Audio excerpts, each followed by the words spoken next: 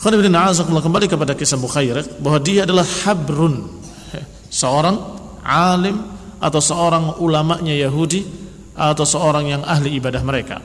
Wa kana rajulan ghaniyan katsiran amwali wan nakhl. Beliau adalah seorang yang kaya raya, katsiran amwal, banyak hartanya, minan nakhli, dari kebun-kebun kurmanya, kebun kurmanya luas. Wa kana ya'rifu Rasulullah SAW bi sifatihi wa ma yajidu fi ilmihi, dan dia kenal Rasulullah SAW dari kitab-kitabnya, kenal bi sifatihi, kenal sifat-sifatnya, wa ma yajidu fi ilmihi, dan juga apa yang dia dapati dari ilmu dia tahu sifat-sifat dan ciri-ciri Rasulullah sallallahu alaihi wa ala alihi wasallam. Wa ghalaba alaihi ilfu dinihi, hanya saja dia dikuasai oleh ilfu dinihi, enggak enak sama agamanya.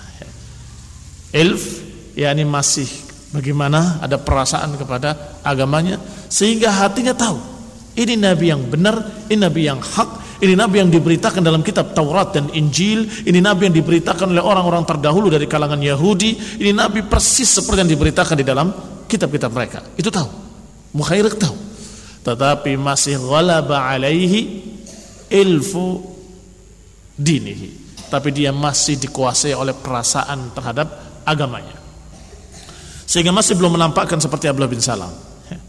Falam yazal ala dzalika hatta idza kana yaum Uhud, maka dia terus dalam keadaan belum menampakkan keislamannya dan belum mengungkapkan isi hatinya sampai terjadi perang Uhud. Berarti sudah lama sekali, dari mulai perang Badr sampai kemudian perang Uhud. Wa kana yaumus sabti, dan perang Uhud itu terjadi pada hari Sabtu. Qal, maka dia mulai berbicara kepada kaumnya, ya ma'syara Yahud, wahai orang-orang Yahudi, wallahi innakum la ta'lamun anna nasra Muhammadin alaikum lahaq. Wahai orang-orang Yahudi, sesungguhnya kalian sudah tahu bahwa membela Muhammad SAW adalah hak, membela dia adalah kewajiban kita. Dia menyatakan bahwa membela Rasulullah SAW merupakan kewajiban kita, dan dikatakan dengan kalimat wa antum ta'lamun, kalian sudah tahu. Karena memang Mukhayriq tahu mereka orang-orang Yahudi selalu memberitakan tentang Nabi yang akan datang, nanti akan datang Nabi, nanti akan datang Nabi, sehingga rata-rata mereka sudah tahu.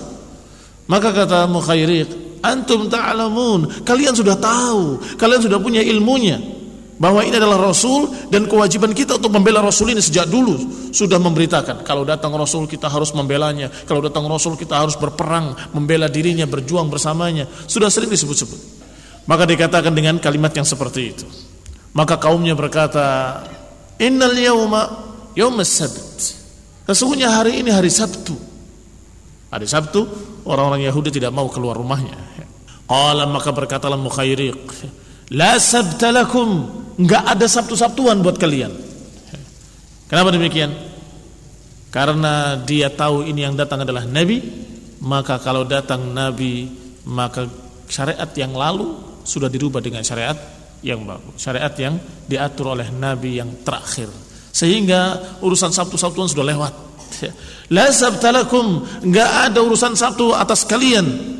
Maka thumma akhadha silahahu fa kharaja hatta ata Rasulullah sallallahu, maka dia ambil perlengkapan perangnya, ambil senjatanya, kemudian dia keluar menemui Rasulullah SAW dan sahabat-sahabatnya di Uhud, bergabung dengan Rasulullah SAW. Wa ahida ila man wara'ahu min qaumi, kemudian dia memberikan wasiat, berpesan kepada orang-orang yang di belakangnya dari kalangan Yahudi yang ikut bersama dia, ya. Sesungguhnya kalau aku terbunuh, in qutiltu hadzal yaum fa amwali li Muhammadin sallallahu alaihi wa ala alihi wasallam yasna' fiha ma arahu Allah. Kalau aku terbunuh, maka hartaku seluruhnya untuk Nabi Muhammad SAW. Dia pergunakan sesuai dengan apa yang dia inginkan, dia pergunakan sesuai dengan apa yang dia maukan, yang dimaukan oleh Allah kepada dia. Pesan, wasiat bahwa hartanya seluruhnya untuk Rasulullah SAW kalau dia terbunuh. Padahal dia adalah seorang yang katsirul amwal, banyak hartanya, kaya raya, banyak kebun-kebun kurmanya. Falamma qatatalan nas qatala hatta qutil. Ketika manusia sudah mulai bertempur, maka beliau qatala, bertempur, hatta qutila, hingga beliau terbunuh.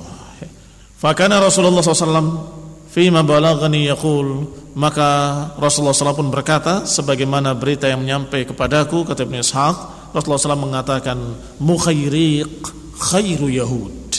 Mukhayriq adalah sebaik-baik Yahudi. Wa qabada Rasulullah sallallahu alaihi wa ala alihi wasallam amwalahu, maka Nabi pun mengambil seluruh hartanya sesuai dengan wasiatnya.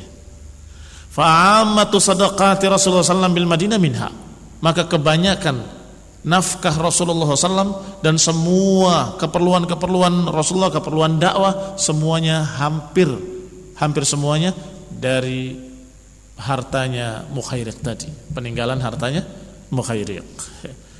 Maka dikatakan Mukhayriq khairu Yahud. Wallahu ta'ala a'lam.